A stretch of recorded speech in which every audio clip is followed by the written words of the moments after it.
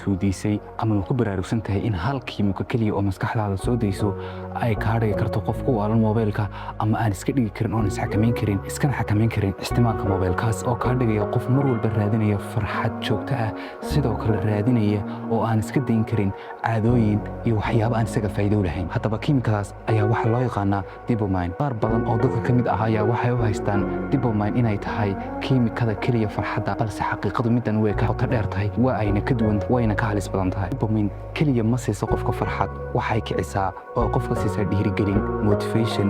iyo sidoo kale waxa ay ka dhigtaa qofka mid dareenka rabitaankiisa marnaba aan la xakamayn karin muuqaalkan maanta waxaan ku sharaxi doonaa waxay tahay dopamine iyo waxa ay qabato qaabka looga hortago iyo waxyaabo badan oo ku saabsan sidan loo yaqaano dopamine magacaygu waa Mr. Haybe kusoo dhawaada saaxiibayaal muuqaalkeena maanta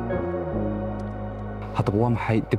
dopamine waa waxa kaa dhigaya inaad noqoto qof faraxsan kiimikadan waa kiimiko maskaxda soo dayso iyadoo adeegsanaysa waxa loo yaqaano neurotransmitter oo ah kiimikooyin ay maskaxda soo dayso si ay qofka bini'aadanka u dareensiiso inuu helo farxad ama markaas waxa loo yaqaano dhiirigelin motivation si uu markaas u qabto shaqooyin fara badan balse haddii markaas ay fara badato kiimikooyinka dopamine ee maskaxdaada soo daynayso waxaad awood u yeelan waayi doontaa ama markaas maskaxdaada dareemi doontaa daciifnimo iyo inaysan markaas u awoodin shaqooyin fara badan oo aad marka hore qaban jirtay maadada loo yaqaano dopamine keliya ta maaha maado ku siisa farxad iyo markaas dhiirigelin balse waxay sidoo kale kaa dhigaysaa inaad noqoto qof daciif ah yacni qof aan markaas awoodin inuu qabto shaqooyin fara badan maadaama hal shaqo keliya haddii aad ku guulaysato ay ku odhanayso intana kaa badan iska naso markaasi relax waqti qaado jawi iska qaado يعني جويga bedelo haddaba dopamine ayaa waxaa u shaqaysaa habka loo yaqaano reward predication error oo ah haddii markaasi hal shaqo keliya aad ku guulaysato inay ku odhanayso iska naso tusaale maanta waxaad lahayd 5 shaqo oo muhiim ah 5 shaqo aad lahayd waxaad markaasi u baahnayd inaad 5 shaqaba aad isla maanta qabato maadaama aad muhiim kugu yihiin balse markaad hal shaqo keliya qabato dopamine fara badanna maskaxdaada soo galo waxa uu ku odhanaya dopamine amba uu kugu dhiirigelinaya amba markaasi uu kugu riixayo kugu bushkaraynaya in aad isla markaasi faraha ka qaato wixii kale ku harsanaa sababtoo ah waxaad haysataa hal guul halkaa guul ayaa waxay kugu dhiirigelinaysaa soo kalena ay ku odhanaysaa maadaama ood hal shay ku guulaysatay waxaad u baahan tahay inaad iska nasato inta kale beri ayaad qaban kartaa ama waxay ku dhehaysaa maadaama hal shaqo aad ku guulaysatay waxaad u baahan tahay inaad markaasi abaalmarin hesho abaalmarintaasna waa maxay inaad social media iska gasho inaad waxyaabo kala qabato inaad cuntooyin cunto waxyaabahaasoo dhan waxay kaa dhigayaan in markaasi aad shaqooyinkii kale ee markaasi ku yaalay aad faraha ka qaato haddaba dopamine waxa uu leeyahay khasaarooyin iyo faa'iidooyin labadaba in markaasi haddii aad hal shaqo hayso shaqadaasi aad markaasi dareento inay xoog ay jiraan wax riwaad ah yacni aad guusha u yara dhowaanayso ama markaasi shaqadii aad sii dhammaynayso markaasi maskaxdu ay soo dayso maadaama shaqadii aad sii dhammaynayso yacni guulna la xaqiijin doono inay maskaxdu soo dayso kiimikooyinka loo yaqaano dopamine taasina ay keenayso in aad si firfircooni leh shaqadii aad u gabagabayso amba aad u dhammayso intaas ka bacdina aad iska nasato ay kugu riixdo inay ku dhahdo maadaama ood shaqadii ku guulaysatay waa in aad natiijo ahaan u heshaa amba abaalmarin ahaan u heshaa nasasho social mediahaaga inaad gasho ama markaasi inaad cunto cuntooyin sida fast food iyo waxyaabo la midka ah waayo dopamineka waxyaabaha kiciya waxaa ka midka ah cuntooyinka fast foodka amba social media oo ah muuqaalada yar ee gaagaaban ee aad daawanayso haddaba maxaa ka mid ah abaalmarinta degdega ah abaalmarinta degdega ah waa in markaasi mar walba keenta in kor u kaco amba ay maskaxdaada soo dayso dopamine fara badan waxaa ka mid ah inaad ka social media daawato muuqaalo gaagaaban kuwaas oo kicinaya markaasi dopaminkaaga keenayana inay maskaxdu soo dayso dheecaamo fara badan oo dopamine ah sidoo kale waxaa keenaya ciyaaraha gaminka inaad ku guulaysato hab markaasi wax yani ciyaar aad ku guulaysato taasi waxay keenaysaa in dopaminkaaga kor u kaco kiimkiina aad sii wadi karto intaasina waxay ka mid tahay waxyaabaha keena in giimamka inta badan la ciyaaro amba dhallinyarada ciyaarto ay ugu badan yihiin markaasi dad ku waalan oo markaasi mararka qaarba xataa la sheego dad iyaga dartood giim dartii u waashay sidoo kale waxyaabaha dopamiinka kiciya ayaa waxaa ka mid ah helidda sumcad markaasi ku meel gaadha tusaale ahaan waxaad heshay boost baad soo dhigtay facebooka amba waxaad soo dhigtay statuskaaga waxaad heshay like badan taasi waxay keenaysaa maxay in dopamiinkaaga kor u kaco sidoo kale notification baad heshay yacni whatsappka facebooka meesha doontaan noqoto notificationkaas muxuu kaa dhigayaa inaad noqoto qof diboomin fara badan la soo daayo farxad badan hela maadaama uu helay markaas waxa loo yaqaano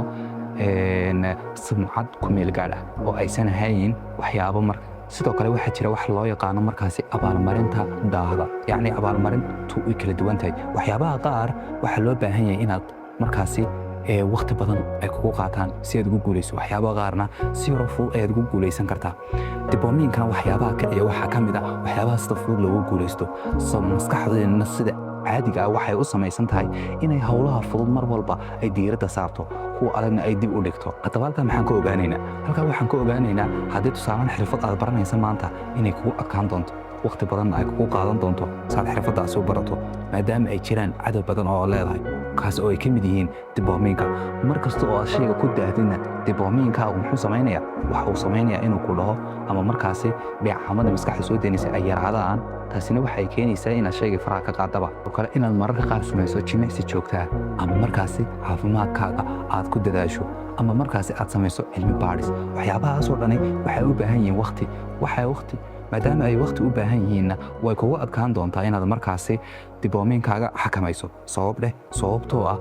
diboominku mar walba waxa uu raadiyaa wax kooban abaalmarin markaasi si dhaqsi ah loo helayo taas oo mar walba badinaysa in aad hesho markaasi dheecaamo fara badan maskaxda ku soo daynaysa mar kastoo dheecaamo fara badan maskaxda lagu soo daynayna waa maxay baan dhihi karnaa waa mar kasta oo shaygan aad markaasi ka sixaysa dhici doonto haddii markaasi ay fara badato dheecaamada maskaxda lagu soo daynaya taasi waxay kaa dhigi doontaa qof daciif ah maskaxaan daalan markaasi dareemaya inuu shaygan markaasi iska daayo haddaba xalku muxuu noqonayaa saaxiibe xalku waxuu noqonayaa shantan qodob ee aad ku muhiimka qodobka koobaad ayaa wuxuu ku leeyahay saaxiib gool kasta oo yar oo aad gaadho hawda baaldegin taasi waxay keenaysaa in diboominkaaga ay maskaxdaada soo dayn lahayd uu yaraado ama markaasi aysan soo dayninba u qaybi oo jajabi shaqooyinkaad qabanayso markaasi qaybo yaryar yacni baartis u jajabi yacni mararka qaar waxaad isticmaashaa waxa loo yaqaano Pomodoro technique insha Allah muuqaal ayaan ka samayn doonaa waxa loo yaqaano Pomodoro technique iyo habka loo adeegsado ka waxa muhiim ah mar walba in aad jajabiso markaasi shaqooyinkaad qabanayso midkaasina waxa uu ahaa qodobka labaad ka saddexaad ayaa waxa uu yahay saaxiib isla markaasna aad ku xakameyn karto diboominka faraha badan ee maskaxdaada inaad iska ilaaliso taleefanka faraha badan kan waa midka ugu muhiimsan uguna weyn ee keena in diboomin fara badan aad markaasi maskaxdaada ay soo dayso ama markaasi dheecaamo fara badan oo diboomin ah maskaxdaada ay ku soo dhacaan sidoo kale qodobka saddexaad ayaa wuxuu ku leeyahay samee sharciyo adag oo abaalmarin ah tusaale haddii aad maanta shaqo qabanayso waa inaad naftaada ku dhahdaa haddii aad shaqada qabato waxaan ku siin doonaa cunto aad iyo aad u macaan ama waxaan ku siin doonaa shayga noocaas iyo noocaasa taasi maxay keeni doontaa in marka ay hawshan dhammayso ay heli doonto markaasi wixii ay u baahnayd oo ah diboominkii ama markaasi ah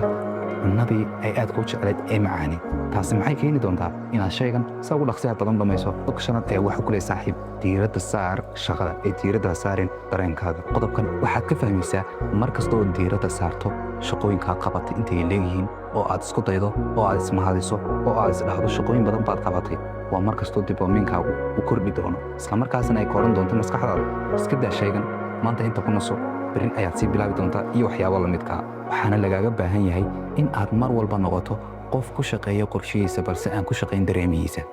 muuqaalkan waxaan rajaynaya saaxiib inaad wax badan ka faa'iideen intaba haddii aad nagu cusubtahay saaxiib nagu soo biir haddii aad hore noola joogtayna muuqaal kale ignoo saar si aan xogo badan u kala faa'iidaysano